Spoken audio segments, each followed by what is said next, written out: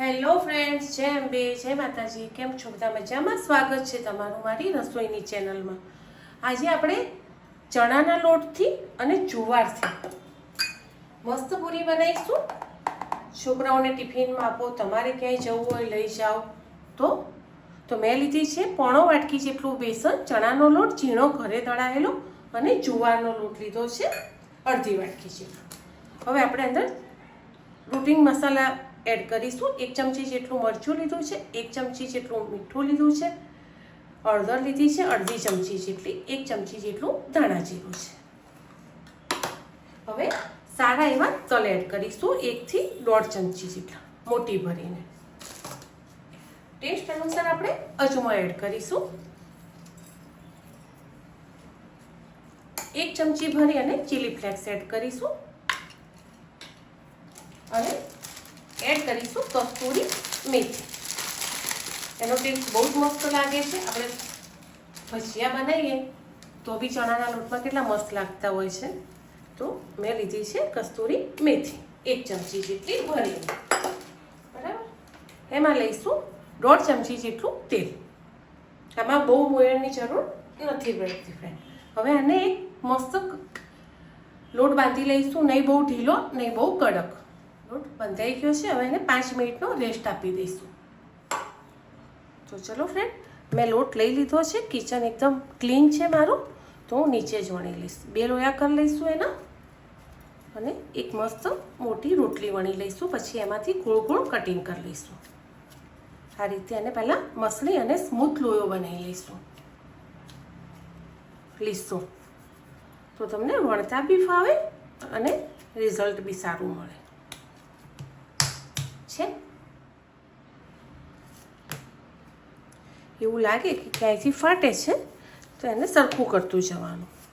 તમને જેના ઉપર વણતા ફાવે, થાળી છે, ઓરસિયો છે, જેના બી ઉપર વણવું હોય એના ઉપર વણીને રોટલી વણી લઈશું. કારણ કે અંદર જુવારનો લોટ છે ને ફ્રેન્ડ, એટલે એકલી ચણાની દાળ કે એવું કશું હોય ને તો ના ફાટે. એટલે સાચવી અને વણીશું. અને એક પતળું, એકદમ પતળું બી નહીં એકદમ જાડું બી નહીં, રોટલીની થિકનેસ જેટલું આપણે રોટલી વણીશું. મસ્ત વણાઈ ગયું છે. હવે જો ગોળ કરવું હોય તો એવી કોઈ મોટી થાળી હોય ધારવાળા કાણાની, તો એનેથી ગોળ કરી દેવાનું. બાકી આપણે તો એના પૂરી જેવા કાપા જ કરવા છે, મતલબ ગોળ ગોળ કરવું છે તો એ કરવાની જરૂર નથી. બરાબર. હવે આમાં તમારે જેટલો નાના મોટી પૂરી કરવી હોય એ રીતે એને કટ આપી દેવાનું. તો મેં એક ગ્લાસ લઈ લીધું છે. આ રીતે હું એની પૂરી બનાવી દઈશ. છે ને મસ્ત, ફટાફટ બની બી છે અને ઇઝી બી પડે. આ રીતે આપણે કરી લઈશું. હવે ફૂલે ને એના માટે આપણે કાંટાના મદદથી એમાં કાણા કરી દઈશું. ચપ્પાથી કરો, કાંટાથી કરો, જે રીતે તમને ફાવે એ રીતે આ રીતે અંદર કાણા કરી લે. અને જો ફૂલેલી જોઈતી હોય તો આવું નહીં કરવાનું. બરાબર, તો ફૂલેલી મસ્ત હશે. ચાલો, હવે એક બાજુ આપણે ગેસ ઉપર તેલ બી મૂકી દઈશું તો ફટાફટ થોડે તળાઈ બી જાય. આ રીતે આજુબાજુની સાઈડો એની સાચવીને લઈ લઈશું. જુવારનો લોટ છે ને એટલે ફ્રેન્ડ સાચવવું પડશે. બાકી બીજો લોટ હોત તો વાંધો નહોતો, તમારે ફટાફટ થઈ જાય. પણ ટેસ્ટી, ખાવામાં બી એટલી મસ્ત લાગશે અને હેલ્ધી બી છે. બરાબર, ચલો આ રીતે સાચવીને આપણે આપણી પૂરી લઈ લઈશું. છે ને ઇઝી. એકસાથે ભેગી કરીને તળવી હોય તો બી તળાય અને આ રીતે બી તમે તળી શકો. મેં આટલી થિકનેસ રાખી છે, હું તમને બતાવી બી દઉં. લેતી વખતે બી ધ્યાન રાખવાનું. ચલો, ત્યાં બીજી બી આપણે એ રીતે વણી લઈશું. લઈ લીધી છે. હવે કશું કોઈ ટેન્શન નહીં, હવે ચોટશે નહીં. તો એ જ રીતે હું બીજી બી વણી લઈશ. ફરીથી લોયો લીસો કરી લઈશું.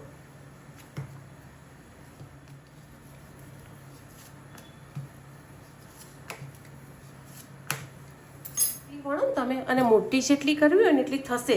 પણ તમે એને લો ને એટલે એક હાથથી ના લેતા, સાચવી 2 હાથથી લેવાની. એક હાથથી લેવા જશો ને તો એક ભાગ નીચે ચોટી રહેશે અને એક ભાગ હાથમાં આવશે. અને ઊંધા સીધી કરીને વણશો ને તો બી બહુ મસ્ત વણાઈ જશે.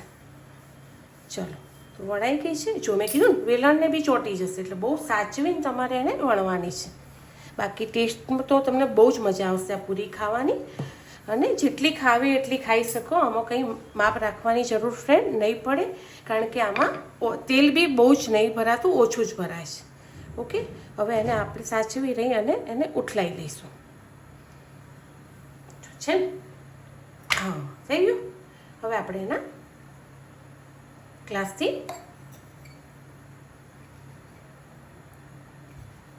શેપ આપી દઈશું.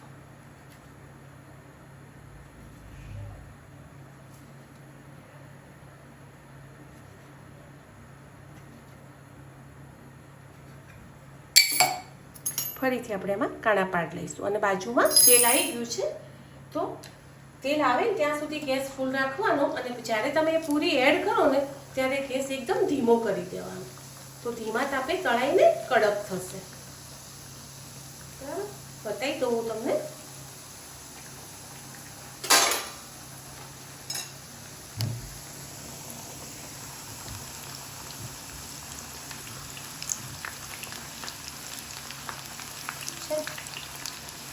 એકદમ ધીમા તાપે એને તળવાની. ફટાફટ તળાઈ બી જાય છે ફ્રેન્ડ, અને ફટાફટ આ પૂરી બની બી જાય છે. આમાં તમે લસણનો ઉપયોગ કરવા માંગતા હોય ને તો બી તમે વાટીને લસણ મરચાં બી એડ કરી શકો છો. મેં નથી કર્યા, પણ બહુ જ મસ્ત લાગશે.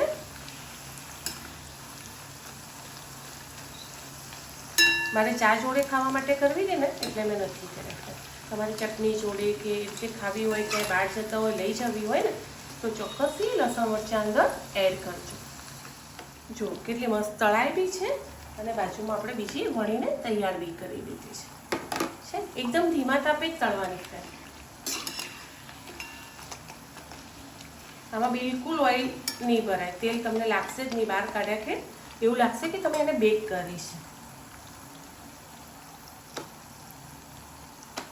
હાથથી વણીને કરવી હોય, કટ ના કરવી હોય તો બી બહુ જ મસ્ત થશે.